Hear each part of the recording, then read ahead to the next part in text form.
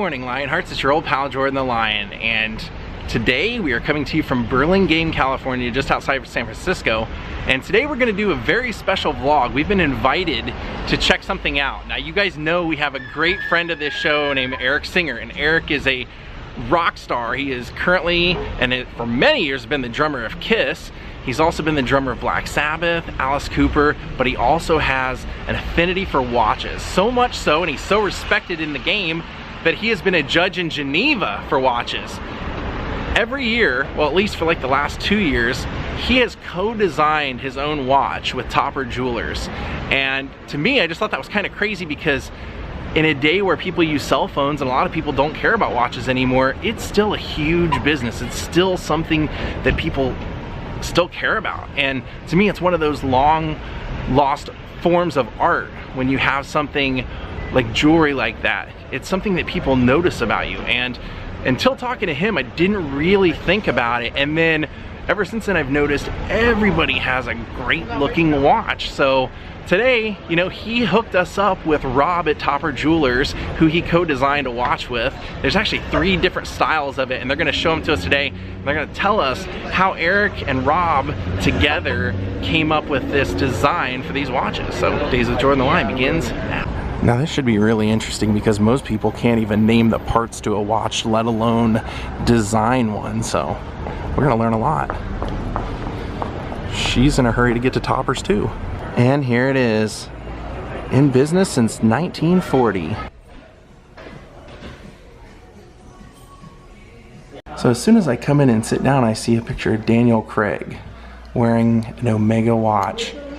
And that kind of got me thinking. We were in London, we were talking to Eric, and he had just went out and bought the same watch that Mick Jagger had been wearing and been photographed wearing in 1971. So for me, that's another interesting thing, that somebody like Eric notices in pictures what watch someone's wearing and then starts looking for it. Well, Rob, you and I have conversed through text messages for a while, and this is kind of a cool thing for me, because this is a whole world I don't know much about. How did you and Eric Singer come to know each other and start working on watches together? Because this is a really busy guy, and he's also a guy that I think he's real picky about who he likes to be friends and associate with. So how did that all come about? And I think that's absolutely right, in that many people don't know about, as Eric would say, the rabbit hole of watches, and that in this utilitarian thing of people putting things on their wrist, there's just this whole world of fun and themes to explore.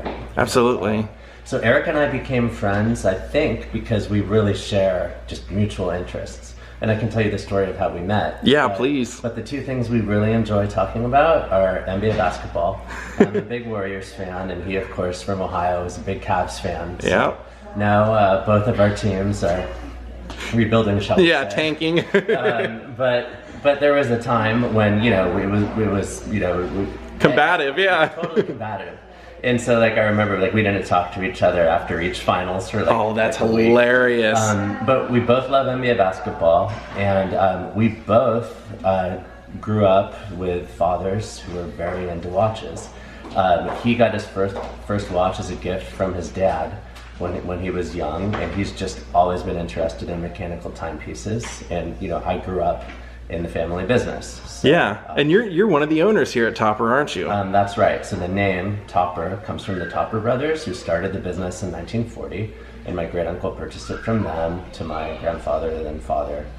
So it's really a family business, yeah, all the way through. So my mom, who's 82 years old, she works about 20 hours a week. That's awesome. And if you stay here long enough, you might see her coming in with our lunch.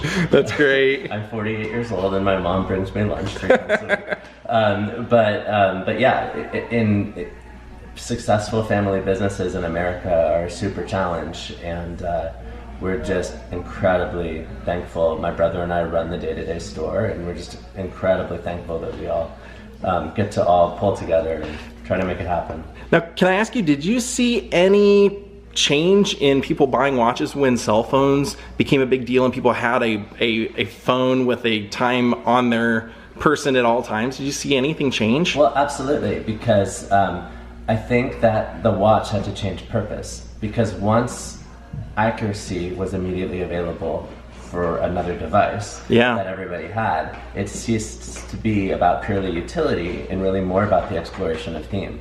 So I think that, in a way, cell phones liberated people to really appreciate mechanical watches as just different ways to express themselves and different ways to just think about a different time in history or a theme.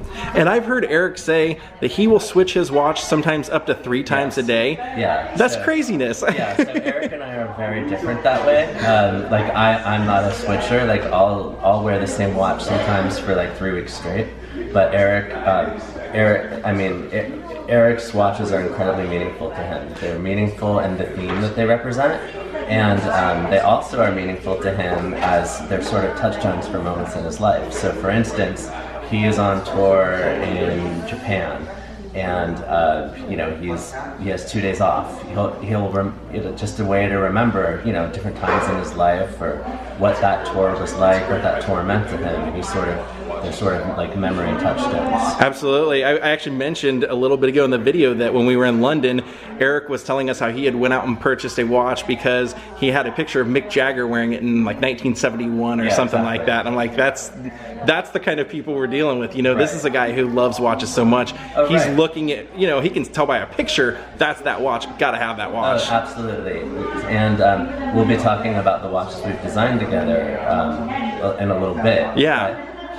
Eric doesn't make, he's different from most celebrities that would be involved in the creation of watches. Right, because he's a busy guy. He's always doing something. So when you think of many celebrities that have designed watches, it's they find a watch that they like, they put their name on it, design committee comes up to it. What makes Eric unique as a watch designer is he just greatly enjoys the process of trying to pick different themes and trying to make something look as good as it can be. How do you start that? Where does the process start from, hey, you and I are going to design a watch together? How do you guys decide what style, what shape, what bezel, what you're going to use? How does that come about? Okay, so to start how our journey started, we became friends first, I would say, probably 5-6 years ago.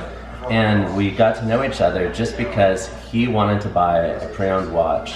It was a watch for watch fans out there. It was a brand that really, they exist now, but their heyday was in the mid-2000s. It was called Anonimo, and Anonimo still exists today.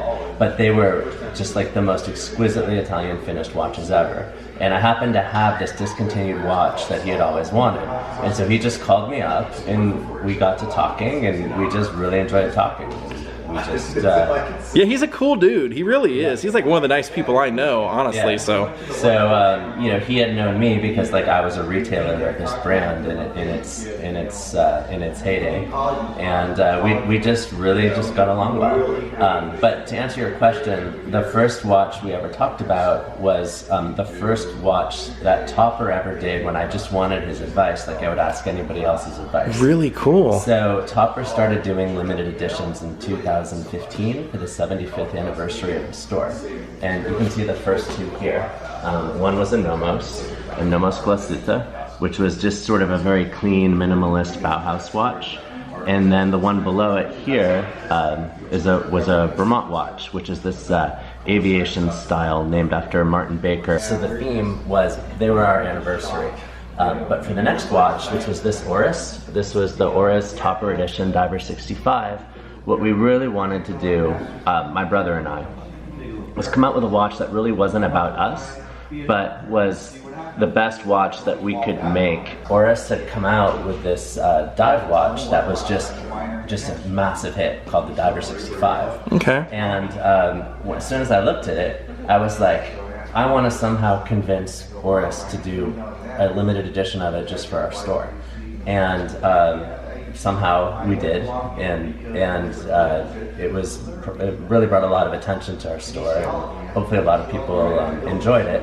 But when we created mock-ups in terms of little design details of how it should be. Right. And Eric was one of 3 or 4 friends. Was it because of his Geneva connection, or just because you guys were friends and you knew he would get it? After I sold him that first watch, we would just talk. And so I just was like, hey, I'm thinking about, I have this mock-up I've made of this watch, like, what do you think?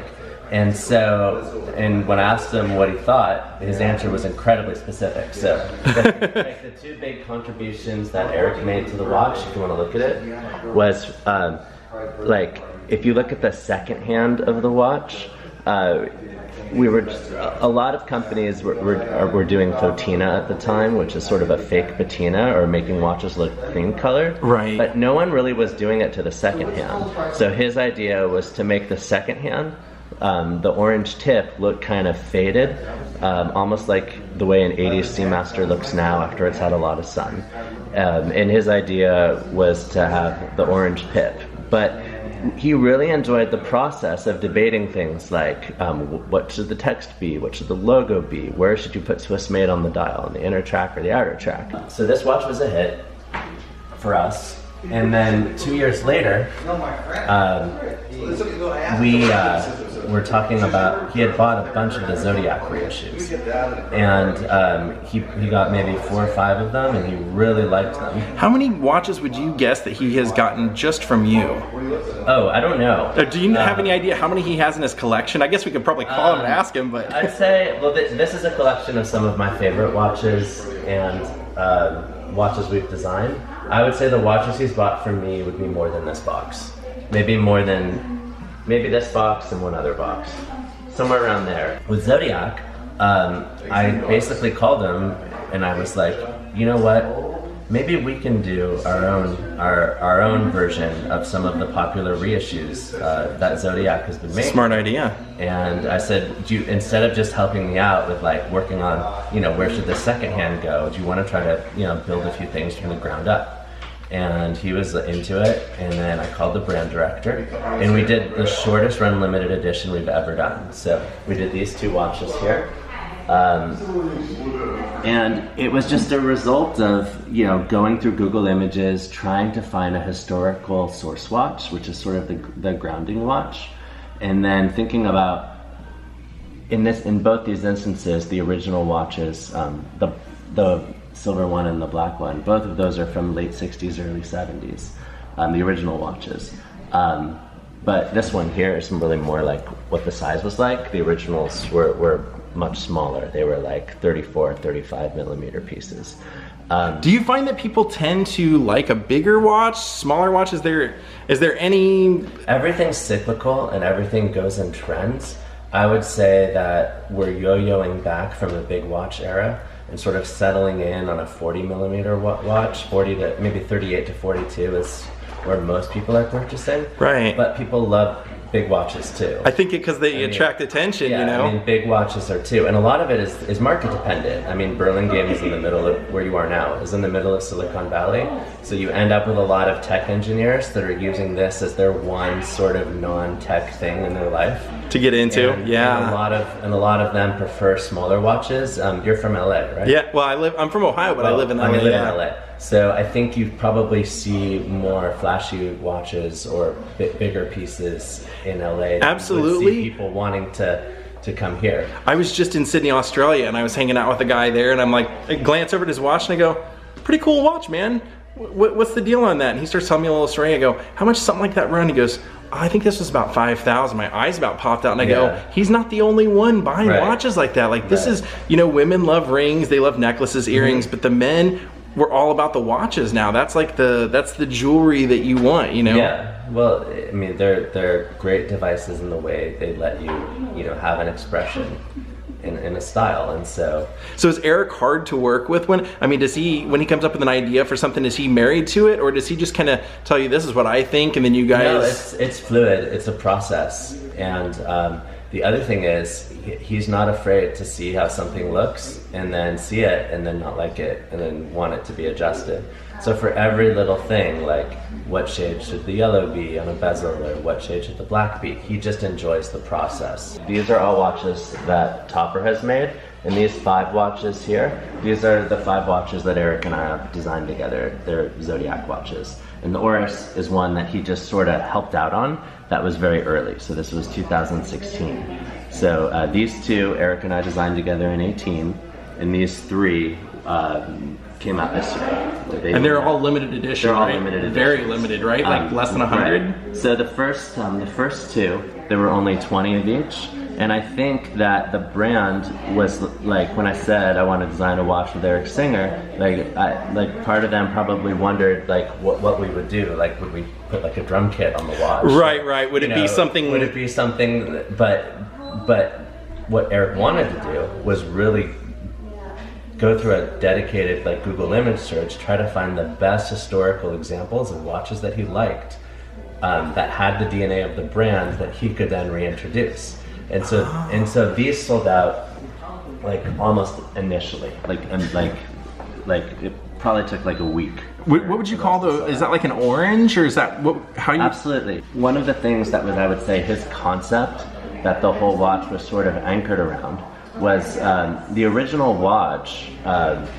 It wasn't a dove white bezel like that. Like the original watch when it came out was more of a blue bezel.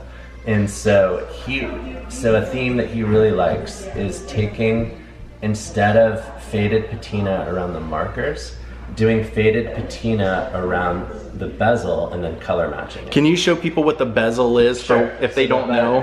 The bezel is the part that rotates here. So the part that rotates here is the bezel.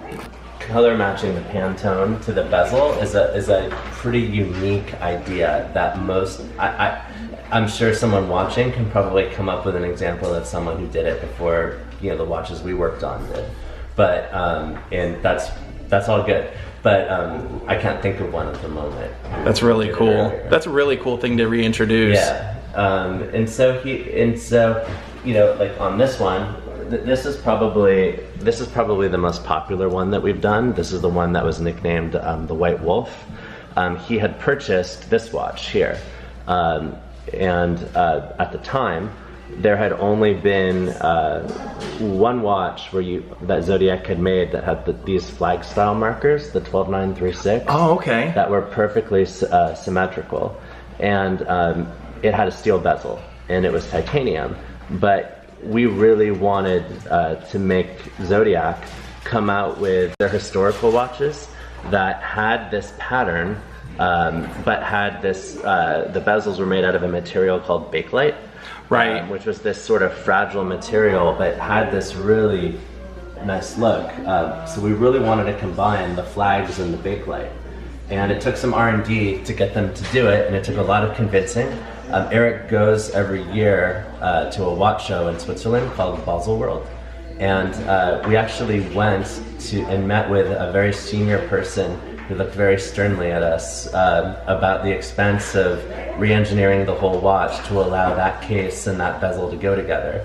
But they found a way to do it. That's so cool. And they've come out with some other models since then that weren't involved. So you guys kind of inspired it, right? That Houdinki had a couple of like a white dial variant that had that same bezel after we came out with our limited. So it makes me really happy. That is really cool that you're influencing the trends. That some little elements or things that we thought would look good could end up on people's wrists that might not know that a drummer in a cat outfit. Yeah, a guy who's been in glam and metal bands decided that the world should have more faux patina on their bezel or more fade. So that's so cool. I love that. In these two watches, they're really unique. They harken back to the early 70s, in a universe where people had 4 channels, on TV. There was Wide World of Sports, and then there were, Jacques Cousteau diving shows. And Zodiac actually came out with a watch that looked kind of like that. That was a combination of rally and dive. So you're right, they're dive watches with racing bezels. I love that. In fact, when I found these watches online, that was actually what made me send Eric a message and go, yeah. What's the deal? You make watches now? And he's like, oh yeah, man, I've made a couple of them, And those two watches were really those are the watches that Eric wanted to make the most, because they really remind him of what life was like in the early 70s when people wore like checkered coats on Laughing. That's so cool. But again, the original was much smaller. The original watches had dates. Sometimes I forget as specific as like, you know, we could tell you 15 ways the original watch was different, but that's I think really the core of our friendship is we just enjoy talking about those details. And that's really cool. And that's how he likes to spend his time. Out of these 3 watches that Eric designed, or that you guys designed, how many are there in total of each design? Okay, so you said there were 20 of the original. 20 of the first 2 and 82 of the next 3. So there's only 82 of these to be had. Right. That's so cool. I love limited stuff like that. Right. And it is I feel like it's unusual for a steel watch to be in that low a number. And it also goes to show that what we were trying to do was to sort of make a sort of a deep cut. Like everybody is not going, like if you just want a dive watch, maybe you're not going to want a watch that's exploring, you know, the most vibrant colors of the early 70s, late 60s. How did you choose 82 though? What number? So that's a great question. So most limited editions, if they're not 100, 200, 300, they're trying to have some theme with the brand. So Zodiac was founded in 1882. So their small run limited editions are 82, and their big run limited editions now. A few years ago when they were less popular, they used to do 82 pieces for like, you know, worldwide launch. Like the watch that came about that encouraged us to do this for Zodiac people watching, a Zio 9265. They made 82 of them for, you know, everywhere in the world. But now that they're a little more popular, they're making 182.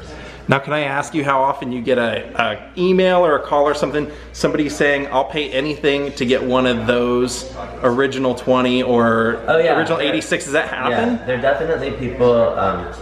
There are definitely people that will email and call a lot. We actually have a few of the rallies still available, but especially the first 2, we get emails all the time just because they're so rare. When they're only 20, they don't come up for sale that often. That's what I figured. And that's what makes Eric's projects different than most celebrities, is like it's his process that's on the watch. And I remember like reading like Blog to Watch comments after we announced Series 2, and like one of the most common comments you would see was like, thank God he didn't put his name all over it, or he didn't, right, you think that he didn't sign the back in some curse, you know, right. It's only relevant if Eric Singer designs a watch, if it's a good watch that's a well-explored theme. And so I think that the watch community is very cautious and turned off by celebrity and endorsement at the expense of exploring process. That totally makes sense. Really bothers them. Brands like oftentimes love his just reactions to things, and they love his process. Like our highest end line is a brand called Blancpain, which is actually the oldest continually operating watch company. Actually, wait, they're not. They're I think they had a break, but they started in the 1700s. Wow. But like, there's a video you can see of that Blancpain produced of just Eric reacting to this 70s Blancpain 55-ounce bathyscaphe that came out. That was a celebration of the 70s, where they just filmed him just reacting to a watch. That's so cool. Just looking at the different elements, like with a loop. So Eric has a surprise for you. So he actually left one for you.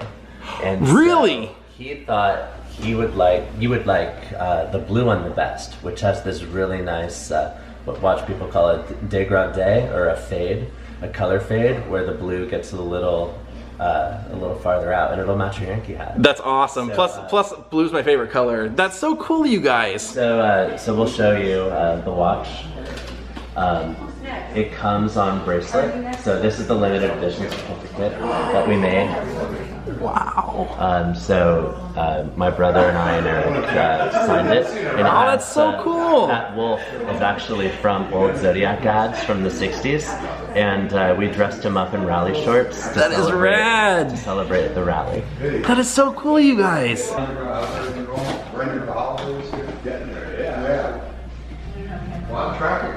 probably gonna be the nicest thing I own. So the bracelet is what's called a Jubilee Style. And it is, aside from being incredibly well wrapped, there are lots of small links. So, so this blue strap here is really just sort of a second, more comfortable look. Oh, cool. But this is the bracelet that it comes on. And yeah, it's much darker blue than the original. So the original, it's nicknamed by Zodiac collectors as the Smurf because the original file was more like Smurf color. And so if you were going Smurfy, this would be, I guess, the Rally Dark Smurf. That's so cool. And people, like, they're vintage Zodiac collectors that love the originals, and they refer to this one as the Wasp. The bracelet's one of the most comfortable bracelets that there is because it has a little bit of flex built into it. Oh, so cool. On those hot LA days where the temperature changes a lot or would swing a little. But yeah, I'm really proud of all of the limiteds that we've done, but the ones that we do with Eric are just they're just a little more fun than the rest. Yeah, thank you so much for taking the time and for the watch. That's so cool, you guys. Yeah, you'll have to put a wrist shot on your channel. Absolutely. Man, that is beautiful. Look at that. Great job, Rob and Eric. Wow.